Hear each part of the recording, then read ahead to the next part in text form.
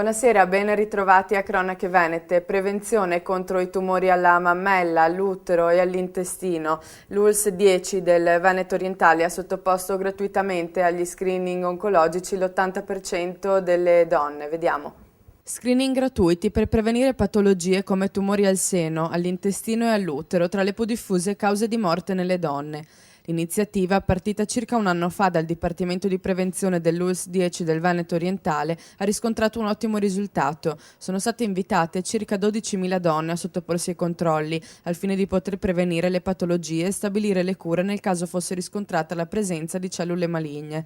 Circa 10.000 sono state le donne che si sono sottoposte agli screening presso il Dipartimento di Prevenzione. Parliamo di screening oncologici e parliamo di prevenzione secondaria, quindi arrivare a fare la diagnosi della malattia prima possibile per poter garantire migliori cure alle persone con migliori risultati rispetto all'aspettativa di vita.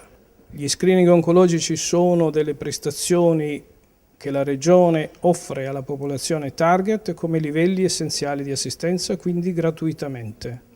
Il centro screening oncologico del Dipartimento di Prevenzione si occupa dell'organizzazione e di questa attività rivolta a tutta la popolazione che ha diritto residente nella nostra USL.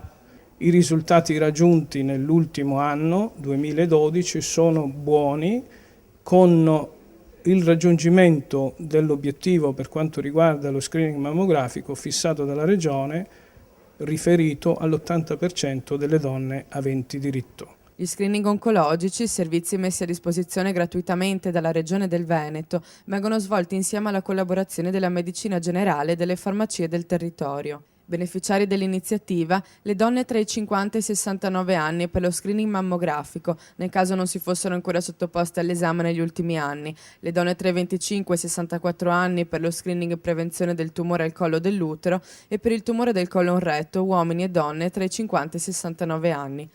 Il risultato dello screening, in caso di esito negativo, viene spedito presso il domicilio dell'interessato, mentre in caso di esito positivo il paziente effettuerà nell'immediato alcune visite di accertamento. In seguito a questa iniziativa di screening oncologici gratuiti, che tipo di risultati avete ottenuto? Spiego un attimo che cos'è questo risultato dell'80%. Nella nostra ASL le donne obiettivo dell'intervento sono quelle nella fascia dai 50 ai 69 anni e sono 26.000. Queste 26.000 donne vanno chiamate in 2 anni. Quindi una parte di queste donne invitate con lettera aderiranno e verranno a fare la mammografia, una parte invece chiamerà e dirà che l'ha già fatta altrove.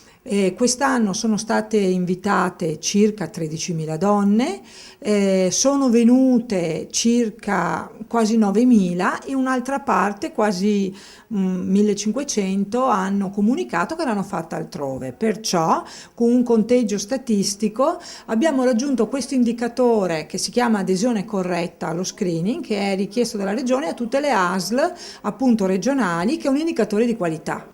Ci occupiamo anche delle 55.000 circa persone del colon retto e delle 63.000 donne del pap test. Per prendere appuntamento e usufruire del servizio gratuito è possibile chiamare il centralino allo 0421 22 82 43 oppure inviare una mail all'indirizzo prevenzione.screening@uls10.veneto.it.